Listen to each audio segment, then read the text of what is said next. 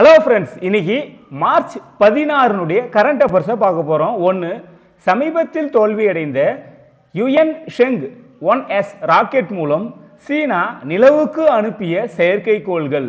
இதுக்கு சரியான answer option A and option B, DROA and DROB.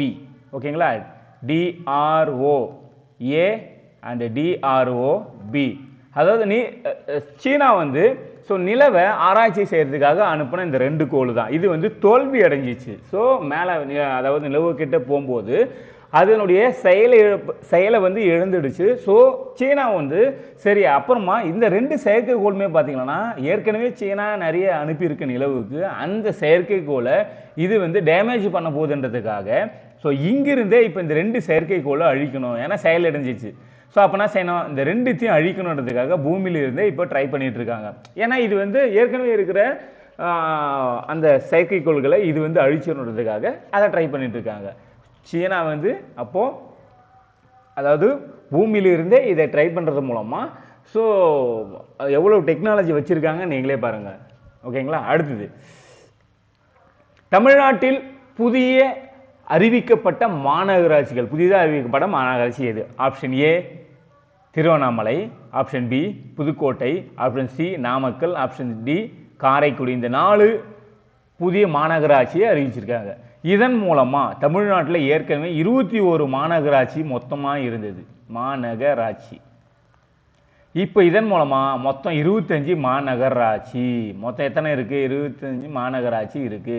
Compulsory கேட்கறதுக்கான வாய்ப்புகள் ரொம்ப ரொம்ப அதிகம். தமிழ்நாட்டில் உள்ள மாநகராட்சிகளின் எண்ணிக்கை 25.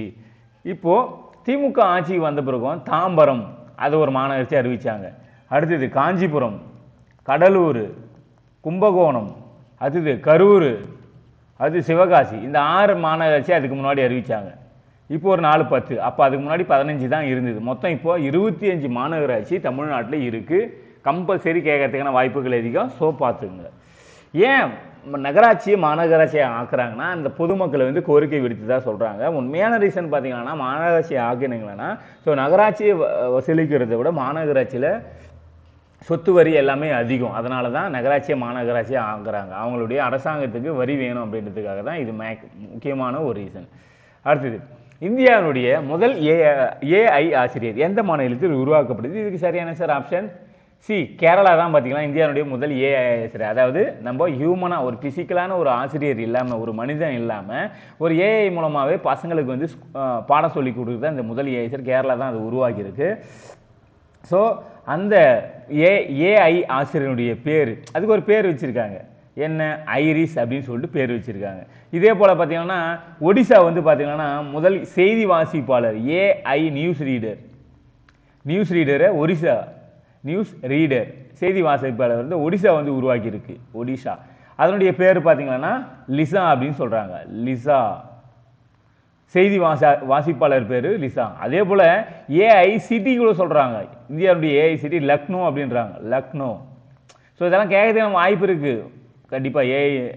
ஸோ AI ஆசிரியர்னா ஐரிஸ் கேரளா உருவாகியிருக்கு. AI செய்தி வாசிப்பாளர் ஒடிசா லிசா. ஏனுடைய முதல் சிட்டி பார்த்தீங்கன்னா லக்னோ அப்படின்ற மாதிரி சொல்கிறாங்க. ஸோ கண்டிப்பாக இதை பார்த்துங்க. AI ரிலேட்டட் கேட்கறதுக்கான வாய்ப்புகள் அதிகம்.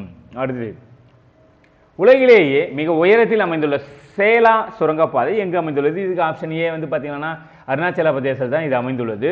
இந்த சேலா சுரங்கப்பாதைன்றது ஏன் மிக புகழ்பெற்றதுன்னா 13,000 அடி உயரத்தில் இது ஃபீட் இது அமைந்துள்ளது. 13,000 அடி உயரத்தில் இந்த சுரங்கப்பாதை அமைந்துள்ளது. அதுதான் இதனுடைய முக்கியமான நோக்கம். இது பார்த்தீங்கன்னா 980 மீட்டர் அஸ்ஸாம்லையும், அதே பார்த்தீங்கன்னா 1555 மீட்டர் அருணாச்சல பிரதேசத்திலும். ஸோ இந்த அதாவது அஸ்ஸாமில் டெசாப்பூர்லேருந்து அருணாச்சல பிரதேசத்தில் தவாங் அப்படின்ற இந்த 2 இடத்துக்கு தான் பார்த்தீங்கன்னா இந்த சுரங்கப்பாதை இருக்குது அப்படின்றாங்க. ஓகேங்களா? 16 அடி உயரத்தில் உலகத்திலே மிக உயரமான இடத்துல இருக்குது. ஓகே ஃப்ரெண்ட்ஸ், இன்றைக்கான கரண்ட் அஃபேர்ஸ் கண்டிப்பாக உங்களுக்கு பயனுள்ள இருந்திருக்கான்னு நம்புகிறேன். நான் ரொம்ப ரொம்ப முக்கியமான கொஸ்டின் மட்டும் தான் போடுறேன். ஸோ அதிகமான கொஸ்டின்ஸ் எல்லாம் அதனால தான் நான் எடுக்கிறதில்ல, வேஸ்ட்டான கொஸ்டின்ஸ். ரொம்ப முக்கியமான கொஸ்டின் மட்டும் தான் நான் போடுறேன். ஸோ கொஸ்டின் ஏன் கம்மியாகுதுன்ற மாதிரி ஃபீல் பண்ணாதீங்க. ரொம்ப அதிகமாகலாம் தேவையில்லை, முக்கியமான கொஸ்டின் போதும்.